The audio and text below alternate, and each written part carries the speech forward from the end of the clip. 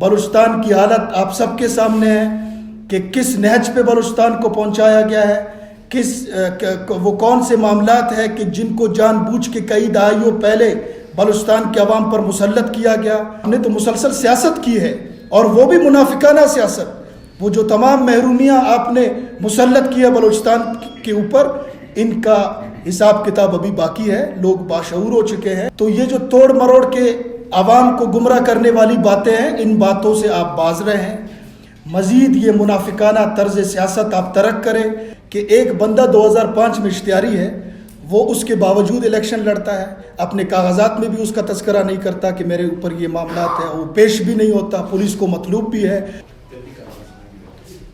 اعوذ باللہ من الشیطان الرجیم، بسم اللہ الرحمن الرحیم۔ رب اشرح لی صدری ویسر لی امری واحلل عقدۃ من لسانی یفقہوا قولی، صدق اللہ العظیم۔ آج کے اس اہم پریس کانفرنس میں ہمارے جھالوان عوامی پینل کے مرکزی ذمہ داران یہاں تشریف رکھتے ہیں۔ این 256 خوزدار سے PB20 وارڈ سے جو نامزد امیدوار ہیں، جھالوان عوامی پینل کی میر یاسر احمد مینگل، میر منصور گرگناڑی اور دیگر ہمارے جو پینل کے ساتھی ہیں وہ یہاں پہ موجود ہیں۔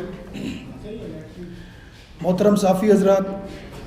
محترم کیمرہ مین حضرات اور سینئر یہاں پہ جتنے بھی میڈیا سے تعلق رکھنے والے معتبرین جو تشریف فرمائے، حال میں دیگر جو لوگ تشریف فرمائے، پاکستان کے اندر تمام قوانین موجود ہے، اور آپ اس بات کو بخوبی بہتر سمجھتے ہیں کہ کوئی بھی معاشرہ عدل و انصاف کے بغیر چل نہیں سکتا، قائم نہیں رہ سکتا، اور اس میں جو تقسیم در تقسیم کا معاملہ ہے، اور عدل و انصاف کے معاملے میں کچھ مخصوص لوگوں کو کچھ معاملات میں ریلیف اگر دیا جانے لگا، اور کچھ اور مخصوص لوگوں کو اگر انہی معاملات میں قانون ان پر لاگو کیا جائے تو میرے خیال میں یہ ایک بدقسمتی ہوگی۔ اور جیسے میں نے پہلے کہا کہ پاکستان کے اندر تمام قوانین موجود ہے، آئین موجود ہے، دستوری طور پر تمام تر چیزیں موجود ہے، لیکن بدقسمتی اور بدبختی یہ ہے کہ ان قوانین پر عمل درآمد ہونے کے حوالے سے انتہائی کمزوری کا مظاہرہ کیا جاتا ہے، اور قوانین کو رونتے ہوئے جو من پسندی کے معاملات ہوتے ہیں، تو ان ہی معاملات کی وجہ سے پاکستان کا جو نظام ہے وہ تباہی اور بربادی کی جانب دن بدن گامزن ہو رہا ہے۔ این 256 خوزدار سے PB20 وارڈ سے اور 2 اور مزید حلقوں سے BNP کے سربراہ اختر مینگل کے کاغذات نامزدگی مسترد ہوئے تھے، اس کے بعد کورٹ نے ان کو الاؤ کیا۔ ہم عدالتوں کے فیصلوں کا احترام کرتے ہیں، عدالتوں سے ہم امید رکھتے ہیں، ان پہ یقین بھی رکھتے ہیں کہ عدل و انصاف پر مبنی فیصلے ہوں گے، تب جا کر معاشرہ کسی اچھے ڈگر کی طرف گامزن ہوگا۔ سیم کیس جو اقامہ ہولڈر وہ ڈکلیئر ہوئے ہیں، لیکن اپنے کاغذات نامزدگی میں اختر مینگل نے اپنے کاغذات نامزدگی میں اقامہ کو چھپایا، اس کو ظاہر نہیں کیا، تو اس اعتبار سے پاکستان کے آئین کے شق 62-63 کی خلاف ورزی ہوئی ہے، اور وہ صادق اور امین نہیں رہے۔ اس معاملے پہ جو گزشتہ فیصلہ کورٹ کا آیا تھا، اس فیصلے کے خلاف جھالوان عوامی پینل کے مرکزی رہنما میر یاسر احمد مینگل کی درخواست پر ہم نے عدالت سے رجوع کیا ہے۔ کل ہم نے باقاعدہ اپنے پٹیشنز دائر کیے ہیں، اور آج بھی اس پہ پیشی ہوئی تھی۔ ہم امید رکھتے ہیں، یقین رکھتے ہیں کہ اس معاملے میں حق اور انصاف پر مبنی فیصلہ ہوگا۔ سیم کیس میاں نواز شریف کے حوالے سے انہوں نے بھی اپنے اقامہ کو ظاہر تو کیا تھا، لیکن ان کی تفصیلات اور وہ جو تنخواہ لینے کا عمل تھا اس کو پوشیدہ رکھا۔ تو جب ملک کے وزیر اعظم کو اس منصب سے سیم کیس پہ ہٹایا جا سکتا ہے اور اس کو نااہل قرار دیا جا سکتا ہے، تو ہم پوچھنا چاہتے ہیں کہ وہی قانون اختر مینگل پہ لاگو کیوں نہیں ہوتا؟ اور اس کیس میں خواجہ آصف سے متعلق بھی اس کیس کے اندر بات ہوئی، تو خواجہ آصف کے حوالے سے جو ججمنٹ آئی ہے سپریم کورٹ کا وہ بھی موجود ہے، انہوں نے بھی اپنے اقامہ کو ظاہر کیا تھا، اس کے باوجود الیکشن کمیشنز کے جو رولز ہیں ان رولز پہ پورا نہ اترنے کی وجہ سے ان پہ کارروائی ہوئی اور الیکشن لڑنے سے ان کو روکا گیا۔ تو وہی سیم معاملہ بلکہ اس سے بھی تھوڑا سا شدید تر معاملہ اختر مینگل نے اپنے احساسات میں، اپنے کاغذات میں اقامے کا بالکل تذکرہ ہی نہیں کیا۔ تو ہم سوال پوچھنا چاہتے ہیں کہ وہی قانون ملک کے وزیر اعظم کو منصب سے ہٹا سکتا ہے، اس کو نااہل قرار دیا جا سکتا ہے، اسی قانون کے تحت سینئر سیاستدان خواجہ آصف کے خلاف الیکشن کمیشنز کے رولز کے تحت کارروائی ہو سکتی ہے، تو وہ قانون اختر مینگل پہ کیوں لاگو نہیں ہو سکتا؟ ہم مطالبہ یہی کرنا چاہتے ہیں اپنے اعلیٰ عدلیہ سے، اور ہمیں یقین ہے، ہمیں امید ہے اپنی عدالتوں پہ، ہم ان سے پرزور انداز میں آج کے اس پریس کانفرنس کے ذریعے مطالبہ کرتے ہیں کہ سیم جو کیسز ماضی میں ہوئے وہی کیسز آج اختر مینگل بی این پی کے سربراہ کے حوالے سے جو آئین کے 62-63 کی خلاف ورزی ہوئی ہے، آئین کے 62-63 کے روح سے وہ صادق اور امین نہیں رہے، لہٰذا ایسے نااہل لوگوں کو اگر الیکشن لڑنے کی اجازت دی جائے گی تو بلوچستان کے جو صورتحال ہے، بلوچستان کی جو پسماندگی ہے، بلوچستان کی جو محرومیاں ہیں،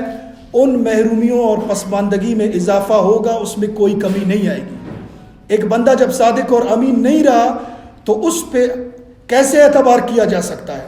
اس کو کیسے الیکشن لڑنے کی اجازت دی جا سکتی ہے؟ اس کو کیسے اسمبلی تک پہنچایا جا سکتا ہے؟ اور ایک اور کیس کہ اس کیس کے اندر باقاعدہ بی این پی کے سربراہ ایبسکونڈر ہے، اشتہاری ہے اس کیس کے اندر 2005 میں، اس کیس کے حوالے سے بھی ہم نے سی پی فائل کیا ہے بلوچستان ہائی کورٹ میں، اس حوالے سے بھی ہم امید رکھتے ہیں، ہم یقین رکھتے ہیں کہ انصاف پر مبنی اس کیس کا بھی فیصلہ سنایا جائے گا۔ ظاہر ہے جب ایک بندہ ایبسکونڈر ہے،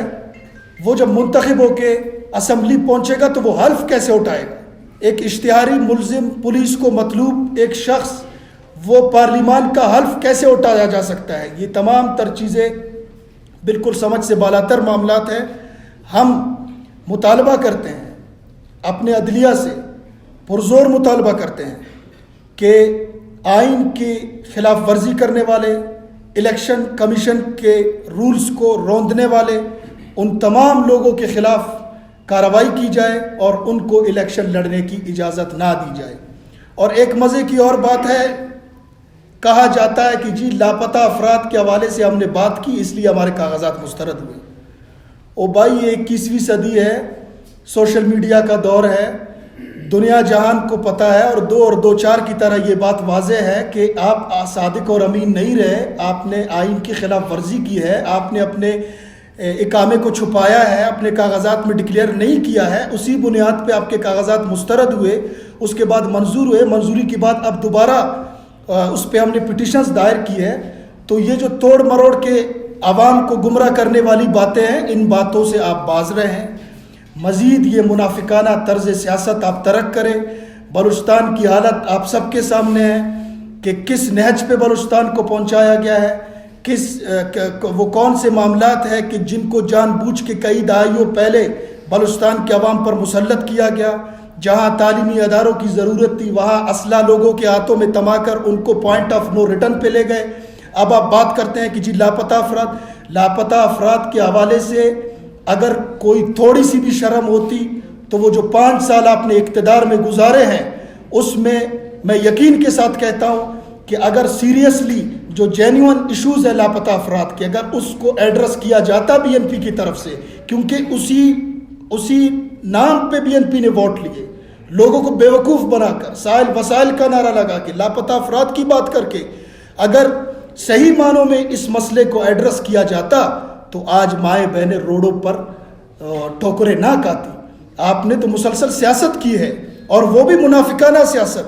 وہ جو تمام محرومیاں آپ نے مسلط کیا بلوچستان کے اوپر, ان کا حساب کتاب ابھی باقی ہے. لوگ باشعور ہو چکے ہیں, نوجوان باشعور ہو چکے ہیں, بلوچ قوم باشعور ہو چکی ہے, اور آپ کے یہ قوم پرستانہ لبادے میں آپ نے جس انداز سے بلوچستان کے عوام کا استحصال کیا ہے, انشاءاللہ ہم اپنے قوم کو یقین دلاتے ہیں, ہم امید دلاتے ہیں اپنے لوگوں کو کہ انشاءاللہ ان مایوسیوں کے اندھیروں میں ہم انشاءاللہ امید کی کرن بن کر ہم معاشرے کی نبض پہ ہاتھ رکھ کے ہم حقیقی محرومیوں کا انشاءاللہ ازالہ کریں گے, اور ہم اپنی بھرپور کوششیں اور کاوشیں اس ضمن میں انشاءاللہ کریں گے. تو انہی باتوں پہ ہم اکتفا کرتے ہیں. وما علینا الا البلاغ المبین. اچھا ندیم صاحب, 2005 کے FIR کا ذکر آپ نے کیا. 2005 کے بعد 2008, 2013, 2012 3 انتخابات ہوئے. انہوں نے نہ صرف صوبائی اسمبلی, قومی اسمبلی میں بھی کیا, پولیس کے اسکواڈ بھی تھا, پروٹوکول بھی تھا, تب آپ لوگوں نے FIR کا ذکر کیوں نہیں کیا؟ یہی تو اصل مسئلہ ہے سر. دیکھیں, ہم نے میں نے شروع میں بات کی کہ جب تک عدل و انصاف پر مبنی معاشرے میں فیصلے نہیں ہوں گے, اس وقت تک نظام جو ہے نا وہ بالکل ایک منفی رخ کی جانب مسلسل چلتا رہے گا. اب یہی تو ہمارا بنیادی سوال ہے کہ ایک بندہ 2005 میں اشتہاری ہے, وہ اس کے باوجود الیکشن لڑتا ہے, اپنے کاغذات میں بھی اس کا تذکرہ نہیں کرتا کہ میرے اوپر یہ معاملات ہیں, وہ پیش بھی نہیں ہوتا, پولیس کو مطلوب بھی ہے, اس کے باوجود 3 بار وہ منتخب ہو کے, یا منتخب تو خیر نہیں کہہ سکتے ہیں, یہ جو کہتے ہیں کہ گزشتہ الیکشن فیض آبادی الیکشن تھا, تو اسی فیض آبادی الیکشن کے ذریعے, انجینئرڈ الیکشن کے ذریعے تو آپ بھی منتخب ہو کر آئے. تو آپ پھر اس بات کا بھی تذکرہ کریں کہ آپ کو بھی آشیرواد حاصل تھا فیض آبادی الیکشن کے حوالے سے. تو یہی تو بنیادی مسائل ہیں کہ یہ سلیکٹ کر کے ان لوگوں کو, ایسے لوگوں کو کہ جو اداروں کو بھی مطلوب ہے, پولیس کو مطلوب ہے, انہوں نے مسلسل آئین کو, قانون کو, روایات کو, معاملات کو, سب کو رونتے ہوئے جنہوں نے مسلسل منافقت کی ہے, ان کو پروٹوکول دیا جاتا ہے, ان کو وزارتیں دی جاتی ہے, بلیک میلنگ کے ذریعے ان کو گورنرشپس ملتے ہیں, اور دیگر معاملات میں. اب گورنر صاحب استعفیٰ کیوں نہیں دے رہے؟ یہ ذرا آپ میڈیا والوں سے میں گزارش کرتا ہوں کہ کہیں سوال, آپ کا سوال دیکھیں جواب آ چکا ہے آپ کا. ہم یہی کہتے ہیں کہ عدل و انصاف پر مبنی فیصلے ہو. جو لوگ اشتہاری ہیں, جو لوگ اپنے اثاثے چھپاتے ہیں, جو لوگ صادق اور امین نہیں ہیں, الیکشن کمیشنز کے رولز کے تحت ان کو الیکشن لڑنے کی اجازت نہ دی جائے. وہ اگر میں ہوں, آپ ہیں, اختر مینگل ہے, زید ہے, بکر ہے, جو بھی ہے, سیم قانون ان کے اوپر لاگو کیا جائے.